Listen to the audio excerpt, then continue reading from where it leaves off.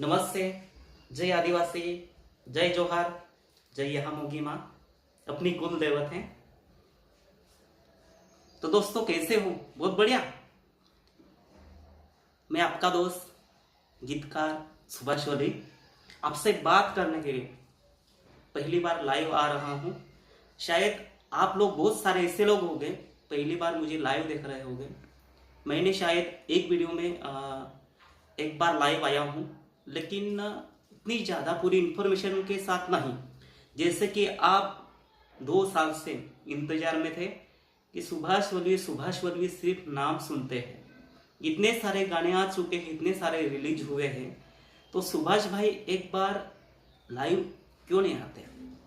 तो दोस्तों मेरी पढ़ाई चालू थी, गए साल मेरी पढ़ाई ख़त्म हो चुकी है।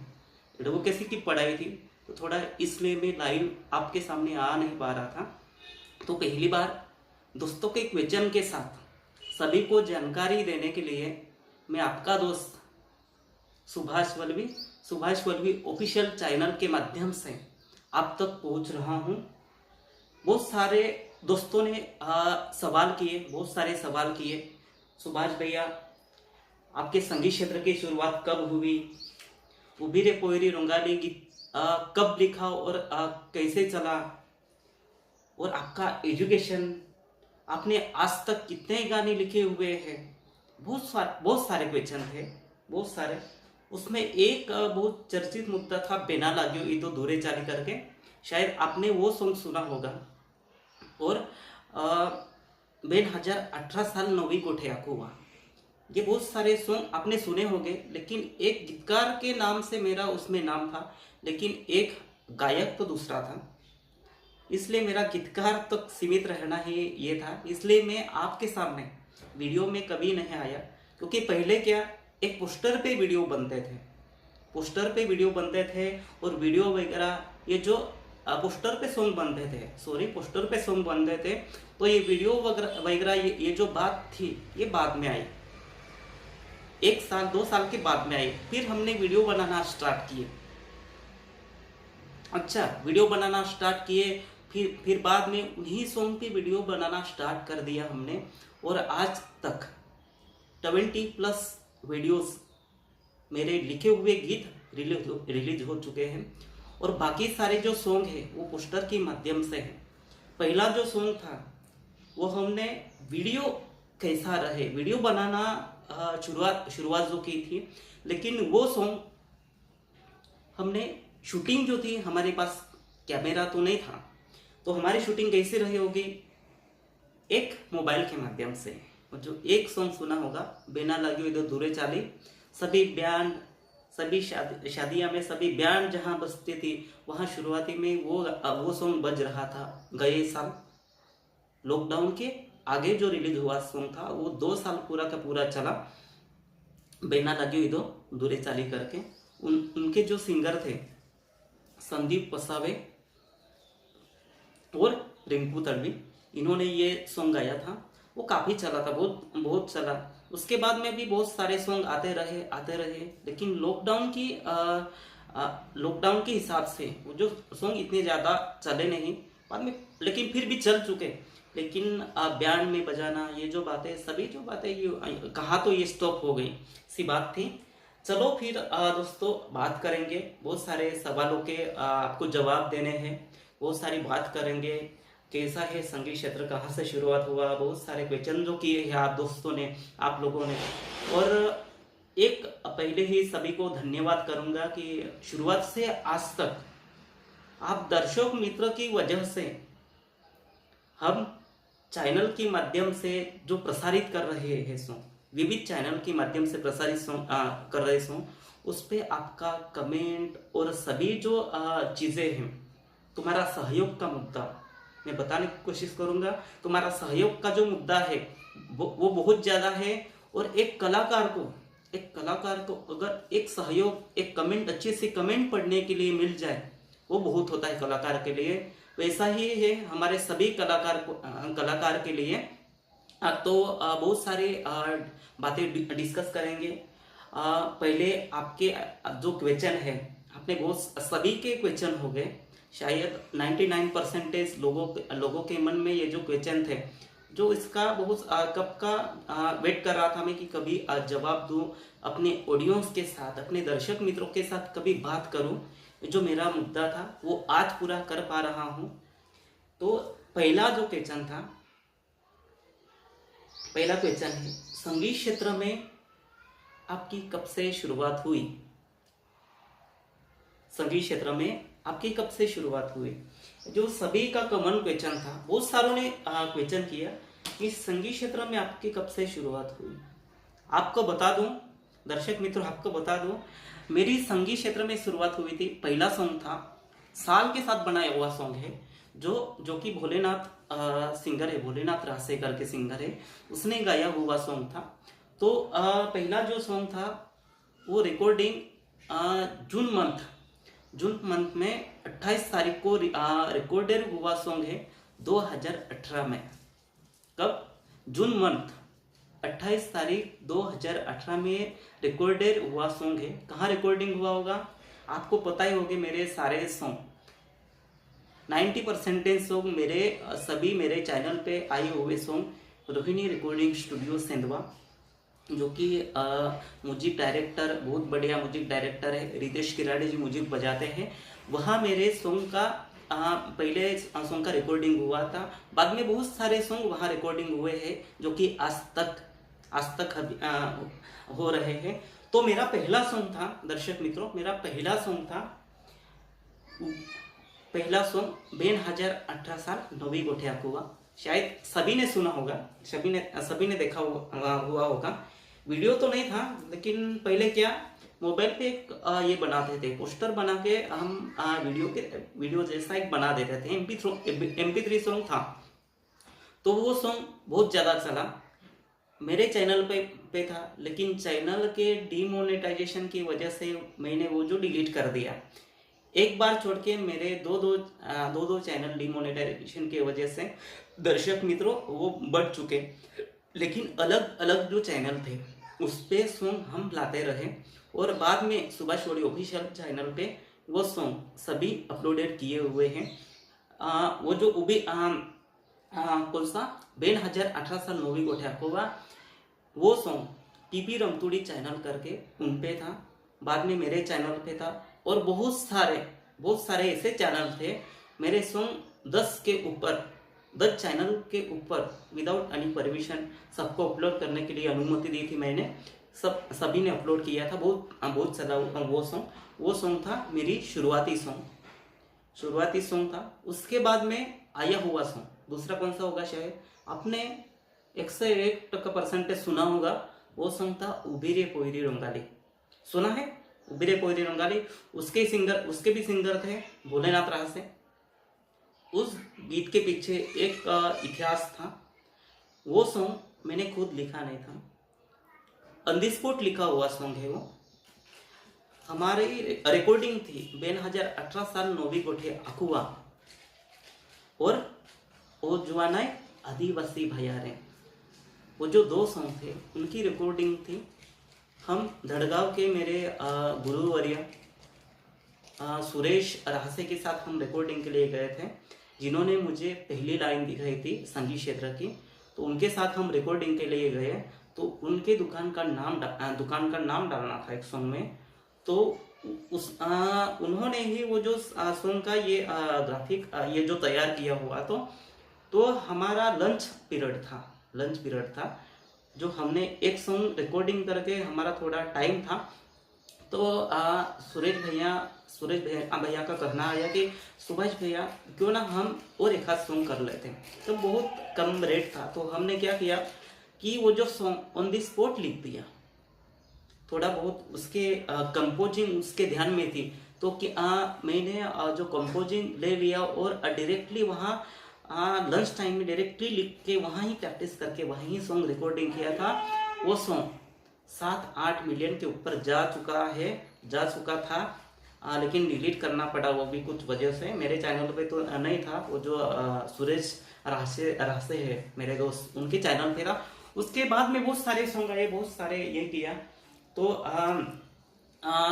उसके बाद हमने दूसरी बार भी रिकॉर्डिंग जो किए हुए सॉन्ग है, आपने यहाँ मुगी माता की रोडाली सुनी होगी, जो रिदम बजती है ना, कौन सी रिदम थी? रिदम रोडाली की रिदम रहती थी, सभी रोडाली में रोडाली की रिदम रहती थी। लेकिन क्या हुआ, एक बार हम सिंधवा में गए, सिंधवा में गए, देखा तो रोडाली की रिदम नहीं थी, रोडाली की रिदम नहीं थी। तो हमने सोचा अभी क्या करेंगे, क्वेश्चन था अब क्या करेंगे, रोडाली की रिदम तो नहीं है, हमारे पास लिखी हुई रोडाली है, सब कुछ है, कंपोजिंग किया हुआ है, थोड़ा कंपोज में थोड़ा कम ज़्यादा करके वो जो रोडाली रमतोड़ी पे क्यों नहीं बजा सकते। हमने ट्राई किया, रितेश भाइयों को बोला मैंने कि क्या ये जो रोडाली के इस पे रिदम पे है, बीट पे है, तो ये सॉन्ग क्या हम बना पाएंगे? तो रितेश ने कहा बिल्कुल हो जाएगा, थोड़ा कंपोजिंग आगे पीछे कर दिया। और पहली बार एक इतिहास है, वो जो रोडाली बोलते हैं, रोडाली बोलते हैं ना, रोडाली की अलग से रिदम रहती थी, वो रमतोड़ी पे नहीं बजती थी। तो शुरुआत हमने कर दी, कैसा रहा? शुरुआत हमने कर दी, इमरजेंसी थी। शुरुआत क्यों की कि इमरजेंसी थी, हमारे पास रोडाली की रिदम नहीं थी, स्टूडियो में रोडाली की रिदम नहीं थी, तो हमने रोडाली की शुरुआत रमतोड़ी में कर दी। वो इतिहास था, इसलिए वो रोडाली इतनी चली कि बहुत ज़्यादा चली। इसके बाद में सभी रोडाली रमतोड़ी में बनाने लगे।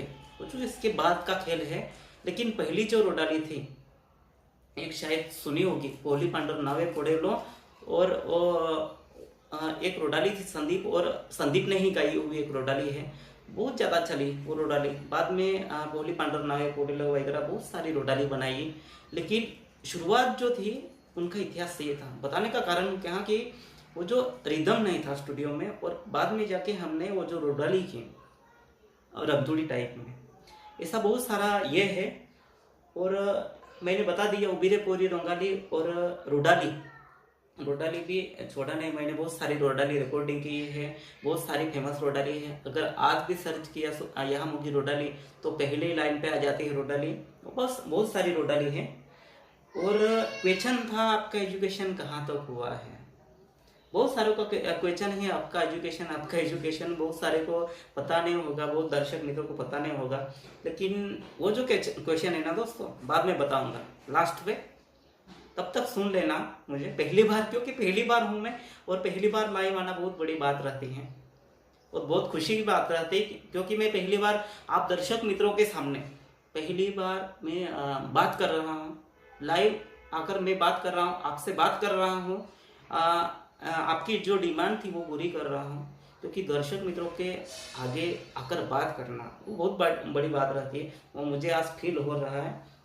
तो आपका एजुकेशन, ये जो क्वेश्चन है वो बाद में करते हैं। और एक क्वेश्चन है, चौथा क्वेश्चन है, आपने आज तक कितने सारे सॉन्ग लिखे हुए हैं?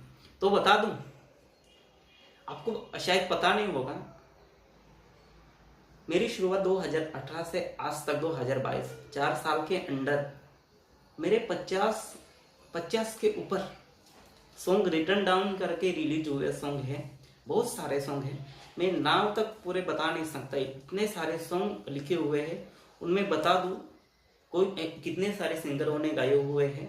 मैं बहुत सारे सॉन्ग भोलेनाथ राह से, जो जुनी कोरी का रहवासी है, महाराष्ट्र के ही, और संदीप वसावे ने गाए हुए सॉन्ग हैं, कौशिक वसावा ने, और अमित पाडवी, रिंकू वसावा, रिंकू तड़वी और लक्ष्मण वसावा, इतने सारे बहुत ऐसे सिंगर हैं जिन्होंने मेरे सॉन्ग गाए हुए हैं। एक हाथ का नाम रह गया होगा तो माफ करना सिंगर जी, बहुत सारे इसने गाए हुए हो, और 50 के ऊपर सॉन्ग मेरे सभी रिलीज हुए सॉन्ग हैं। तो वीडियो की शुरुआत मेरी शायद थोड़ी वीआईपी में बोले तो प्रोफेशनल वीडियो की शुरुआत कहाँ हुई ये भी बता देता मैं। तो हमारी शुरुआत थी डेडियापाड़ा के हमारे मित्र जे स्टूडियो के ऑपरेटर, जलाराम स्टूडियो के ऑपरेटर फोटोग्राफर जो जयेश वसावा करके, उनके साथ हमारी वीडियो की शुरुआत हुई थी। इसके आगे भी हमने एक सॉन्ग बनाया था जो मैंने ही गाया हुआ सॉन्ग है, मामा पोयरी करके, जो मेरे साथ रिंकू और मैंने खुद ने गाया हुआ सॉन्ग है। वो जो पहला हमारा वीडियो था जो मयूर और पिंकू गामित उन पे एक्टिंग किए हुए हैं। और बाद में हमारी शुरुआत पूरी की पूरी शुरुआत वीडियो में चली गई। तो हमने जो बनाए हुए सॉन्ग है जे स्टूडियो पे, शायद आपने देखे होंगे, उनमें भी विदाई सॉन्ग बहुत ज़्यादा चले हुए सॉन्ग हैं। 3 मिलियन 2 विदाई सॉन्ग है। और KTM पे बनाया हुआ सॉन्ग वो भी बहुत ज़्यादा चला हुआ है और आज भी चल रहे हैं सभी सॉन्ग। और बाद में हम पवन भैया के साथ अभी जो एक वीडियो किया जो मेरे चैनल पे है, बाकू हाई गरीब करके, अगर आपने देखा नहीं हुआ तो ये देख लेना कैसा है वो। जो इस सॉन्ग के पीछे बहुत सारी स्टोरी है, जो बाकू हाई गरीबे करके ये जो सॉन्ग है अभी रिलीज हुआ 2 महीने पहले, तो आप भी देख लेना। वो जो एक अभी की कल्चर क्या है ना कि अभी के जो नव तरुण हैं, जो हमारी संस्कृति है, हमारी संस्कृति को कहाँ जो एंडिंग पॉइंट बोलते हैं ना हम, एंडिंग पॉइंट पे ले जा चुके हैं। तो क्या है, मेरा एक मकसद था कि मेरी संस्कृति, मेरी रूढ़ी प्रथा जो है उनका जतन होना चाहिए। उनका जतन होना चाहिए और आगे जाके भी हमारी रूढ़ी प्रथा संस्कृति देखनी चाहिए, आगे की पीढ़ी भी देखनी चाहिए। इसलिए मैंने वो जो ढोल बजाते हैं ना, वो जो बड़ा वाला ढोल रहता है ना, उनको दिखाया, मैंने दर्शाया, उस पर ये बनाया हुआ सॉन्ग है। तो मैंने क्या बताया कि ये जो ढोल है, आज बयान बाजा सब कुछ ये है, लेकिन हमारे संस्कृति का एक अहम हिस्सा जिसको बोलते हैं एक ढोल, इस ढोल को कभी भूलना नहीं चाहिए। यहाँ से हमारी शुरुआत हुई है संगीत क्षेत्र में, तो इसको भूलना नहीं चाहिए। इसके लिए मैंने वो जो ढोल पे बनाया हुआ सॉन्ग है कि स्टोरी ऐसे है उस सॉन्ग की, जो एक मध्यम वर्ग यानी कि गरीबी रेखा के पार ही वो जो दोनों ये रहते हैं। लो मैरिज सॉन्ग है, लो मैरिज ये उनकी स्टोरी है। तो उनका जो मैरिज तय होता है, तो दोनों का ये था कि हम बैंड बाजा बुलाएंगे, बड़ा बैंड बुलाएंगे और बड़े धूमधाम से शादी करेंगे, नहीं क्या, बड़ी धूमधाम से शादी करेंगे। लेकिन उनके माता पिता वो जो बहुत गरीब थे, उनके माता पिता बहुत गरीब थे। तो उनका क्या था कि कहना था कि वो जो इतनी सारी भीड़, इतना सारा पैसा वो जो हमसे नहीं हो पाएगा, तो हम क्यों ना शादी एक ढोल बजा के कर लेंगे। ये था उस गीत का ये शीर्षक है। तो वो जो देख लेना अगर आपने देखा नहीं हुआ होगा तो। और आगे जाते हमारा थोड़ा सब्जेक्ट ये हो गया था, तो बता दिया मैंने कि मेरे जो सॉन्ग है 50 के ऊपर लिखे हुए मेरे खुद के कंपोज किए हुए सॉन्ग है। और इसके बाद में कितने स्टूडियो में गीत रिकॉर्डिंग हुए हैं, तो क्वेश्चन था कितने स्टूडियो में गीत रिकॉर्डिंग हुए। तो बता दें कि दोस्तों, दर्शक मित्रों, मेरे सबसे ज़्यादा रिकॉर्डिंग अपने मध्य प्रदेश के सेंधवा में जो रिकॉर्डिंग स्टूडियो है, सबसे फेमस स्टूडियो जिससे बोला जाता है, रितेश किराड़े जी म्यूजिक डायरेक्टर, म्यूजिक बजाते भी हैं। तो उनका स्टूडियो है रोहिणी रिकॉर्डिंग स्टूडियो सेंधवा करके, वहाँ सबसे ज़्यादा सॉन्ग रिकॉर्डिंग हुए हैं। और उसके बाद में सिलावत रामदास जमरे का स्टूडियो, यहाँ भी रिकॉर्डिंग हुए हैं सॉन्ग बहुत सारे। और उसके बाद में J studio Jalaram recording studio Dediapada, वहाँ भी सॉन्ग रिकॉर्डिंग हुए हैं।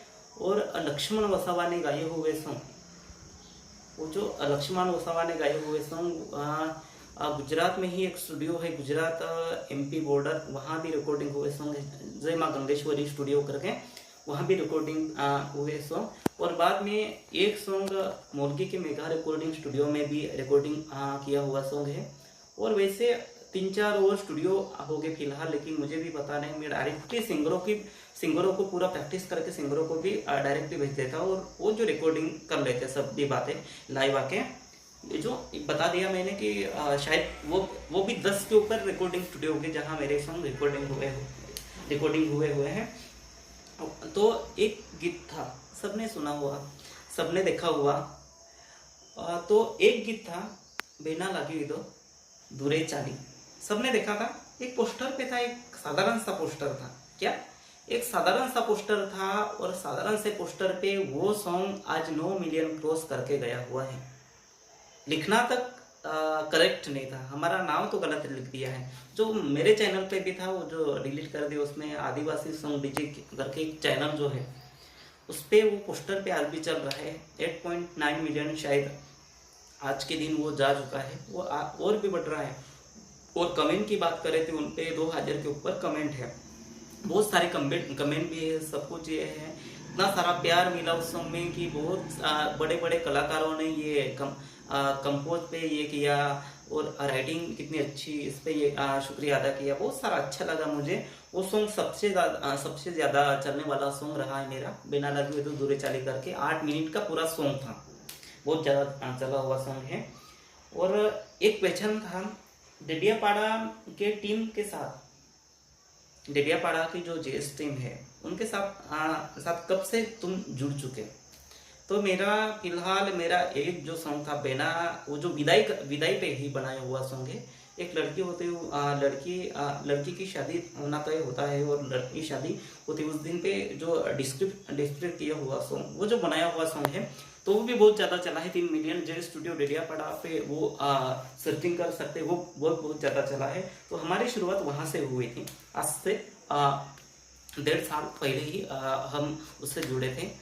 मैंने उनका एक सॉन्ग देखा था, वो जो बहुत ज़्यादा चला हुआ सॉन्ग था, वो भी ट्रेंडिंग पे चल रहा था वो सॉन्ग भी, KTM करके वो जो सॉन्ग था। उसके बाद में मैं आकर्षित हुआ और उनके साथ जुड़ चुका। और बहुत सारे क्वेश्चन है दोस्तों, बहुत सारा बोलने का ये टाइम है, बहुत सारे ये है। और एक लास्ट क्वेश्चन बताता मैं आपको, एक लास्ट क्वेश्चन था, उसका जवाब देना तो बनता ही है। जो फर्स्ट में तो मैंने नहीं बताया, लेकिन लास्ट में तो बताना ही पड़ेगा वो जो ये कि आपका एजुकेशन कहाँ तक हुआ है ना दोस्तों। तो मेरा एजुकेशन BSL LLB जो 12वीं के पास एक वकील की डिग्री रहती है, 12वीं के बाद में 5 साल की डिग्री रहती है। वकीलों की 2 डिग्रियाँ रहती है, एक LLB और एक BSL LLB करके 2 डिग्रियाँ हैं। LLB डिग्री वो जो ग्रेजुएशन की बात 3 साल की होती है, और एक जो डिग्री है BSL LLB करके, वो जो अब BA LLB कहते हैं, वो जो 5 साल की डिग्री है। तो मैंने 12वीं के बाद मैंने उस डिग्री वो जो डिग्री हासिल की है, वो गए ही साल मेरा एजुकेशन पूरा हो चुका है। वो मैं प्रैक्टिस के लिए DA ठहरा हुआ हूँ, प्रैक्टिस कर रहा हूँ अभी। जो लास्ट क्वेश्चन था, तो दोस्तों मैंने आपके सभी क्वेश्चन का 90% जवाब दे चुका हूँ। अब पहली बार मैं लाइव हूँ, अब मेरी कविताएं, मेरे लेख बहुत सारे आपने पढ़े होंगे, सुने होंगे। अब कविताएं जो है, मेरी सभी कविताएं आज तक सभी लिखी हुई कविताएं मैं आपके साथ, जो देहवाली लैंग्वेज है, मराठी है, हिंदी है, सभी इसमें। और आपको बता दूं, मैं एक बचपन से कवि था। मेरे कवि की शुरुआत मेरी 8वीं से हुई है। तो बहुत सारी कविताएं मैंने लिखी है, 400 के ऊपर कविताएं लिखी है। ये बात बताई नहीं थी तुमको, 400 के ऊपर कविताएं लिखी है, बहुत सारी कविताएं आज भी राइट डाउन कर रहा हूँ। तो ये बहुत बड़ी बात थी तुमको कहने के लिए। तो मेरी जो कविताएं, सभी कविताएं मैं आपके साथ, अगर आपको कविताएं पसंद है, चारोडी पसंद है, डायलॉग पसंद है, तो सभी आपके साथ ऐसा ही शेयर करता जाऊंगा। एक एक कविता करके आपके सामने शेयर करता जाऊंगा। और अगर पसंद आए तो लाइक करते रहना। और मेरा जो चैनल है सुभाष वली ऑफिशियल करके, जो मेरे ऑफिशियल के लिए बनाया हुआ चैनल है, तो आज तक आपने सब्सक्राइब नहीं किया हुआ हो तो सब्सक्राइब भी कर देना, लाइक भी कर देना, कमेंट कर देना, और बता देना कि सुभाष भैया अगले आने वाले सॉन्ग का जो ये है लिखा होगा वो भी बताएंगे, तो वो भी बता दूंगा। अगला आने वाला जो वीडियो है कल ही आ जाएगा, एक दिन के बाद अब वीडियो आते रहेंगे। तो कल जो आने वाला वीडियो है उन पे मैं मेरे आने वाले सॉन्ग के बारे में बता दूंगा। और तब तक के लिए बहुत टाइम हो चुका है, बहुत सारा देखा, पहली बार था तो बात करनी तो बनती थी। तो आज के लिए फिलहाल इतना ही। तो मिलते हैं अगले वीडियो में मेरे आने वाले गीत के इंफॉर्मेशन के साथ। तब तक के लिए बाय बाय।